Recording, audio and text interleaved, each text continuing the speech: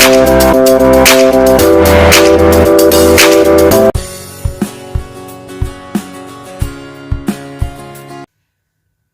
friends, welcome back to my YouTube channel. Its name is Pass Coaching Channel. This is our part 3 of chapter 11, 3-dimensional geometry. Today in this video, we will going to discuss angle between two lines and projection of a line segment. So first let's start with the topic angle between two lines. Angle between two lines के topic में हम क्या है दो जो है इसके part discuss करेंगे. फर्स्ट पार्ट में हम क्या डिस्कस करेंगे, if you have given two direction cosines of two lines. अगर आपके पास दो लाइंस के डायरेक्शन कोसाइंस गिवन है देन आपने उनके लाइन के बीच का एंगल कैसे फाइंड करना है. The angle between two lines L1 and L2 whose direction cosines are L1 M1 N1 and L2 M2 N2. Then उसका एंगल क्या होगा, कोस थीटा इजिकल्स टू, कुछ नहीं करना, आपस में प्रोडक्ट करनी है कॉरस्पॉन्डिंग टू. ठीक है, तो L1 L2 M1 M2 N1 N2 बीच में साइन एडिशन का आएगा और साथ में हमने मॉडुलस का साइन लगा देना है. ठीक है, तो ये था आपका, जब आपके पास दो डायरेक्शन को साइंस गिवन हो आपने एंगल फाइंड करना है उसका फॉर्मूला. अगर यही आपके पास क्या हो, दो डायरेक्शन रेशियोज गिवन हो, if A1 B1 C1 and A2 B2 C2 are direction ratios of lines L1 L2 respectively, then angle between them are given by. Then angle क्या फॉर्मूला होता है, ऐसे ये फॉर्मूला आपने सेम क्या है हमने वेक्टर अलजेब्रा में भी किया था. तो वो क्या होता था, ऊपर दोनों के कॉरस्पॉन्डिंग जैसे यहाँ पे प्रोडक्ट किया वही आएगा, A1 A2 plus B1 B2 C1 C2 उसका मॉडल. नीचे क्या आएगा, सेपरेट का आपने मैग्नीट्यूड फाइंड करना है, मतलब A1 square plus B1 square plus C1 square का स्क्वायर रूट, साथ में प्रोडक्ट में A2 square plus B2 square C2 square का स्क्वायर रूट. अब यहाँ पे एक साइन ये याद रखना है कि अगर आपको अक्यूट एंगल बोला गया हो क्वेश्चन में देन आपका जो फॉर्मूला सेम यही रहेगा, कोई चेंज नहीं होगा. बट अगर यही आपको बोला गया हो ऑब्ट्यूज एंगल देन आपने इस फॉर्मूले के आगे क्या कर देना है, माइनस का साइन लगा देना है. सेम ये फॉर्मूला कंप्लीट डिट्टो सेम यही आपने क्या करना है, फॉर्मूला एज इट इज़ यहाँ पे लिख दोगे, इसके आगे क्या जाएगा, एक नेगेटिव का साइन आ जाएगा. अगर आपको क्वेश्चन बोला गया हो find the obtuse angle between two lines then आपने यही फॉर्मूला लगाना है, साथ में आपने आगे क्या माइनस लगा देनी है. तो ये आपने मोड का साइन चेंज नहीं करना, ये एज इट इज़ ही रहेगा. अक्यूट एंगल बोला तो एज इट इज़ इसमें फॉर्मूला पुट करके आपने क्वेश्चन क्या है सोल्व कर देना है. अब मैं बाय एग्जाम्पल आपको क्वेश्चन इसको जो है इसके टॉपिक को डिस्कस करने जा रही हूँ. Now question, find the acute angle between the lines whose direction ratios are this. आपके पास डायरेक्शन रेशियोज गया मतलब हमारा ये सेकंड पार्ट है. अगर डायरेक्शन को साइंस गया तो हम ये वाला फॉर्मूला यूज़ करते हैं, यहाँ पर डायरेक्शन रेशियोज की बात की गई है. सबसे पहले लिख लेते हैं direction ratios of two lines are. क्या गिवन है, 1 1 2, सेकेंड है -3 -4 1, मतलब ये आपका A1 B1 C1 है, ये A2 B2 C2 है. अब हमने क्या करना है, सबसे पहले हम लिखेंगे let theta be the required angle किसके, बिटवीन दी लाइंस, जो हमने अक्यूट एंगल, देखो यहाँ पे आपको क्यूट एंगल बोला गया, क्यूट एंगल मतलब आपने एज इट इज़ ये फॉर्मूला पूरा अप्लाई कर देना है. अगर ऑब्ट्यूज बोला तो यहाँ पे आगे नेगेटिव का साइन आ जाता है. तो अब हम फॉर्मूला हम क्या लिखेंगे, यहाँ पे क्या फॉर्मूला था, तो मैंने फॉर्मूला लिख दिया. अब यहाँ पे बस आपने क्या करना है, जस्ट वैल्यू क्या है पुट करनी है. आप वीडियो को पॉज करके खुद भी वैल्यू क्या पुट कर सकते हो, इसके बाद तो ये सिंपल क्या है कैलकुलेशन हो जाएगी. बस याद रखना है ये दोनों प्रोडक्ट में बीच में आपने एडिशन का साइन लगाना जरूरी है. कई बार हम जल्दी जल्दी में साइन लगाना भूल जाते हैं, प्लस का ऊपर क्या था मोड. अब आपने क्या करना है, जो फर्स्ट वाले उनका स्क्वायर करके आप लिख दो, 1 स्क्वायर 1 स्क्वायर 2 स्क्वायर. अब जो लास्ट वाले है -3 square plus -4 square plus 1 square, इसका कैलकुलेशन कर दो. तो सॉल्व करके हमारे पास ये आ गया. थीटा की वैल्यू क्या करनी है, बस कोस उधर ले जाइए, कोस इनवर्स 5/2√39, ये आपका आंसर यहाँ पे आ चुके. तो सिंपल था, बस क्यूट एंगल का यही फॉर्म लगा. ऑब्ट्यूज होता तो यहाँ पे आप माइनस लगा देते इसके आगे, तो ये -5 हो जाता. ठीक है, तो ये था आपका क्यूट एंगल आ जाए, ऑब्ट्यूज एंगल है दो लाइंस के बीच में. बस ये देखना कि डायरेक्शन को साइंस गिवन है या फिर डायरेक्शन रेशियोज गिवन है. ठीक है फ्रेंड्स, तो ये था आपका क्यूट एंगल का टॉपिक था. अब नेक्स्ट टॉपिक हम करेंगे प्रोजेक्शन. सो प्रोजेक्शन के अंदर सबसे फर्स्ट टॉपिक आता है projection of a point on a line. जैसे मैंने कोई पी पॉइंट लिया, ये एक पी पॉइंट है और एक ये लाइन एल है, इस पी का इस लाइन पे प्रोजेक्शन क्या होगा, the projection of a point P on a line L, मतलब एक पॉइंट आपका कहीं पे भी हो सकता है, इसका अपने इस लाइन पे क्या है प्रोजेक्शन देखने, तो वो क्या होता है, उसे कहते हैं foot of perpendicular from P on L, मतलब पी से क्या है परपेंडिकुलर ड्रॉ करेंगे, ठीक है ना। तो जो पॉइंट होगा मतलब पी डैश क्या है, इसकी प्रोजेक्शन है, हम लिख सकते हैं जो पी डैश है वो क्या है, projection of P on line L, और इसे आप क्या बोल सकते हो, foot of perpendicular, because perpendicular का क्या है, ये फुट है, तो आप इसे ऐसे बोल सकते हो कि जो प्रोजेक्शन है किसी पॉइंट के प्रोजेक्शन को हम क्या कहते हैं, फुट ऑफ परपेंडिकुलर कहते हैं।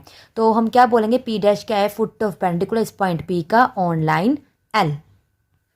Next, projection of a point on a plane, मतलब अगर आपके पास कोई प्लेन है, जैसे हमने ये कोई प्लेन ले लिया, इस प्लेन का नाम क्या लिया हमने, कोई पाई, कुछ भी हो सकता है, तो कोई पॉइंट लेना, let pi be any plane, पहले कोई प्लेन लिया, P be given point not on the plane pi, मतलब इस प्लेन के ऊपर नहीं है, वो कहीं पे भी हो सकता है, जैसे मैंने यहाँ पे ले लिया, तो the foot of perpendicular on the plane, मतलब इस पॉइंट से परपेंडिकुलर ड्रॉ करेंगे और उसका जो फुट है, ठीक है ना, फुट ऑफ, इसे बोलेंगे फुट ऑफ परपेंडिकुलर, उसी को जो फुट ऑफ परपेंडिकुलर होगा ऑन द प्लेन, ठीक है ना, जिसको नाम मैं दे देती हूँ पी डैश, इसे बोलेंगे orthogonal projection of P on the plane pi, मतलब हमने क्या करना है, प्लेन लिया, कोई पॉइंट लिया जो प्लेन के ऊपर नहीं है, उसका अपने प्रोजेक्शन क्या है प्लेन पे देखना है, तो उसके हम एक परपेंडिकुलर ड्रॉ करेंगे, उसका जो फुट ऑफ परपेंडिकुलर होगा उसको हम क्या बोलेंगे, orthogonal projection of P on plane pi. Orthogonal क्यों, बिकॉज ये परपेंडिकुलर 90 डिग्री का है, परपेंडिकुलर ऑर्थोगोनल दोनों क्या है, सेम बात ही होती है। तो आपने क्या करना है, जस्ट पॉइंट से एक परपेंडिकुलर ड्रॉ करना है, और जो इस कोऑर्डिनेट होंगे इसके, उसको हम क्या बोलेंगे, ये प्रोजेक्शन है इस पॉइंट का इस प्लेन के ऊपर। ये बात याद रखनी है, जो पॉइंट है वो प्लेन के ऊपर लाइन नहीं करना चाहिए, ये प्लेन के क्या है बाहर हो, कहीं पे भी हो सकते हैं। Next, projection of a line segment on a line, ये है मेन टॉपिक हमारा, मतलब आपको एक लाइन सेगमेंट की प्रोजेक्शन फाइंड करने को बोलेंगे एक लाइन के ऊपर।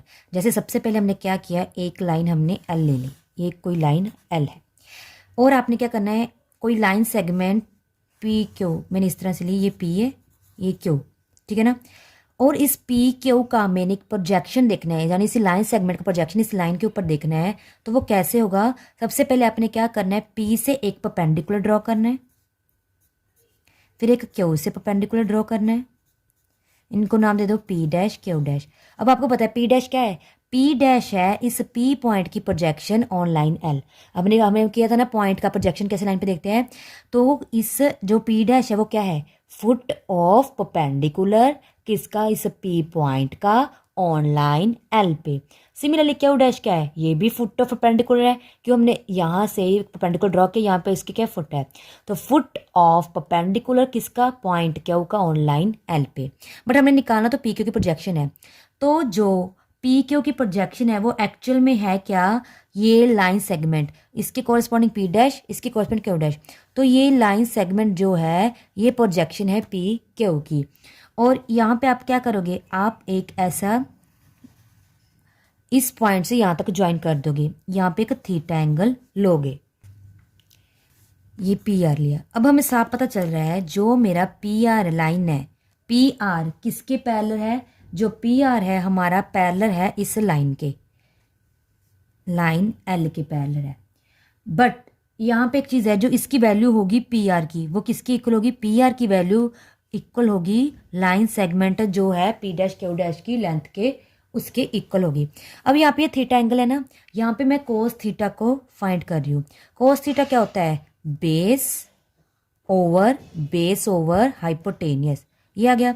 बट पी आर किसकी इक्वल है, पी डैश क्यू डैश के, यानी कि ये पी क्यू हो जाएगा। तो यहाँ से हम पी डैश क्यू डैश की वैल्यू निकाल सकते हैं, वो क्या आएगी, इधर चले जाएगा, पी क्यू कॉस थीटा। तो मतलब P dash Q dash actual में है क्या था, ये था हमारा प्रोजेक्शन किसका, इस लाइन सेगमेंट पी क्यू का एल पे। तो जो पी डैश क्यू डैश है वो किसकी इक्वल आ गया, पी क्यू कॉस थीटा। मतलब जो भी आपको दो दे होंगे पॉइंट्स पी क्यू, सबसे पहले आप क्या करोगे, उस पर डिस्टेंस फॉर्मूला को उसकी वैल्यू निकाल दोगे, साथ में आप क्या कॉस थीटा की वैल्यू निकाल दोगे। मतलब दो पॉइंट से आप क्या एक कॉस थीटा, मतलब आपने क्या करना है, दोनों लाइंस के बीच में जो एंगल होगा, तो वो फाइंड करना है, पी क्यू फाइंड करना है, उसकी अलग से पी डैश क्यू डैश की वैल्यू आ जाएगी। इसका प्रॉपर फॉर्मूला मैं आपको नेक्स्ट टॉपिक में डिस्कस करके बताती हूँ। Now projection of a segment.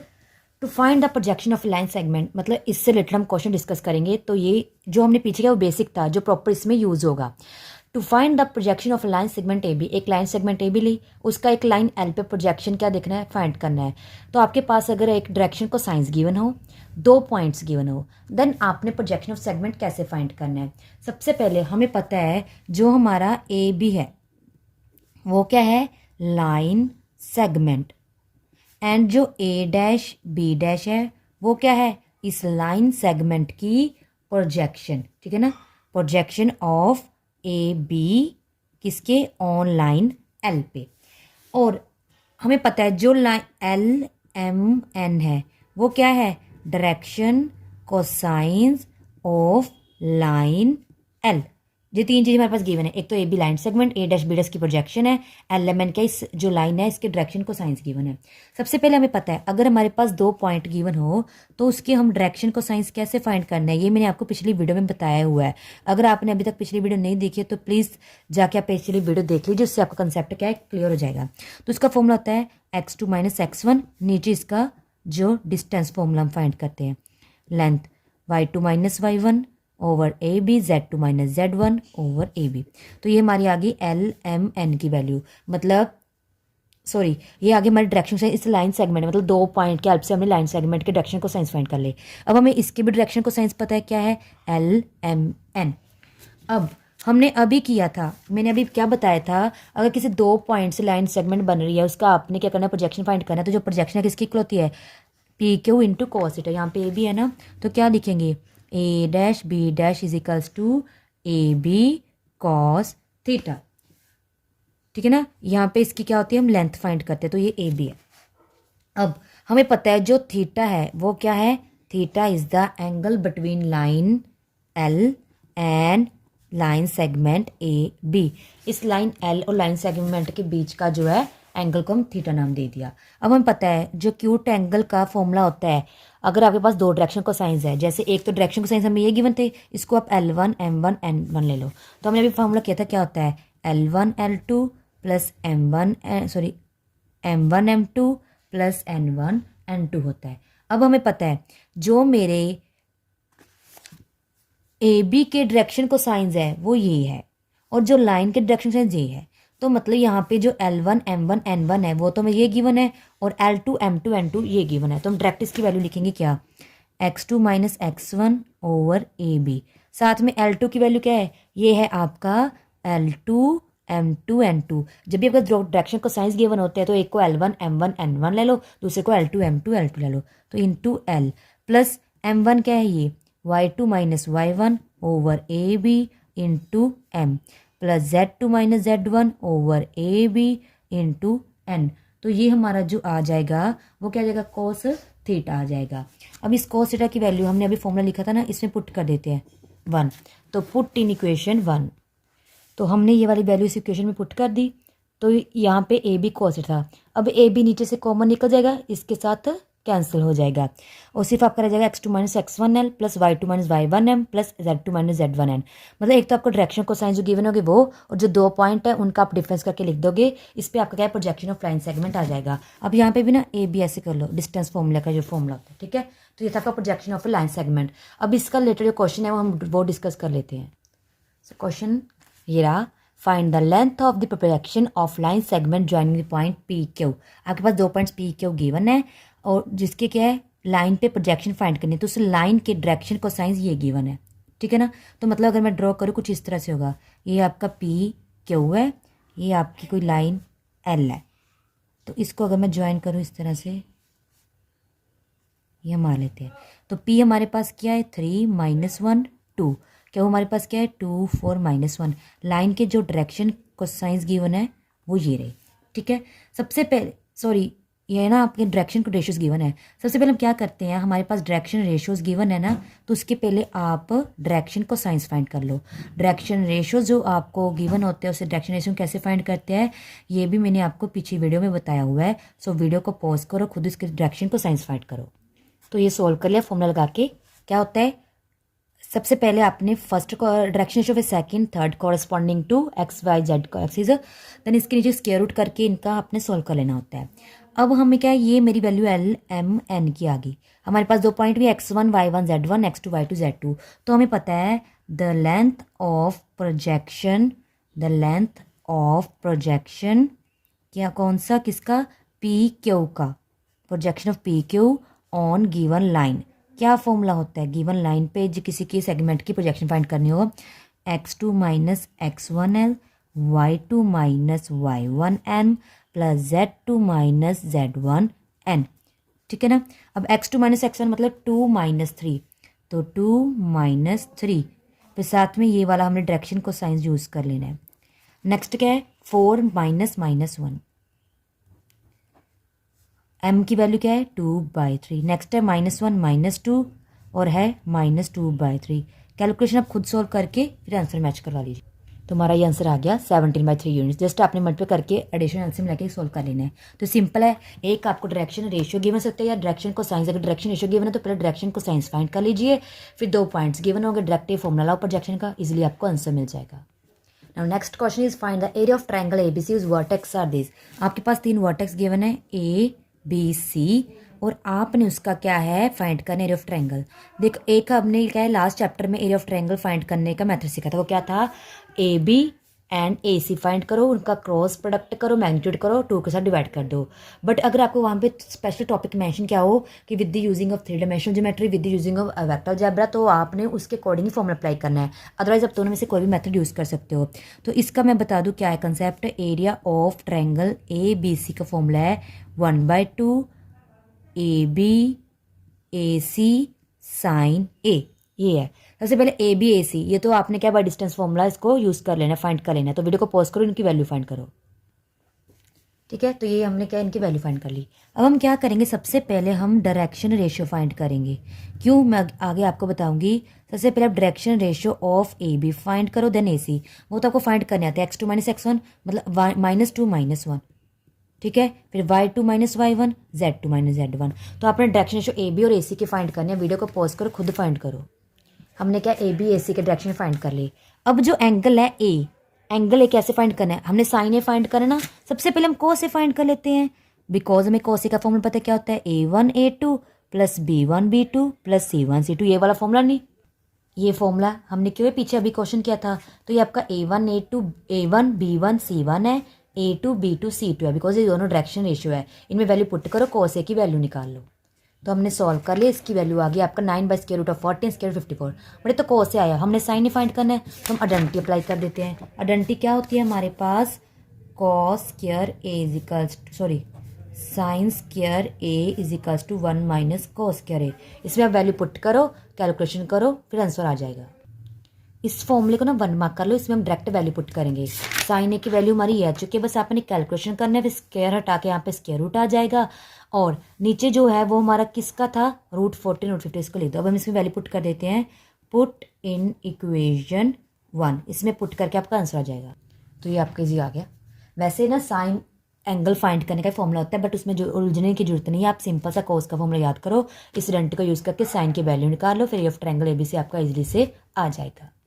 Now the last question of this video, find angle between the line whose direction cosines are given by equation this।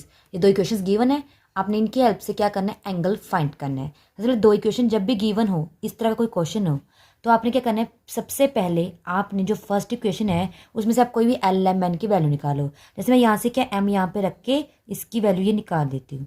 जो ये वैल्यू आ गई आपने किस में पुट करना है, इक्वेशन 2 में, इसको आप 3 मार्क कर लो। तो ये वैल्यू आपको इक्वेशन 2 में पुट कर दीजिए। तो हमने क्या किया, यहाँ पे वैल्यू पुट कर दी एन की जगह पे, इसको सॉल्व करो, एन में ही क्वाड्रेटिक बन जाएगी। तो यहाँ पे ए आपका 2 है, बी आपका 3 एल है, सी आपका एल स्क्वायर है। तो आप क्या डिस्क्रिमिनेंट रूल आके एन की वैल्यूज निकाल लो।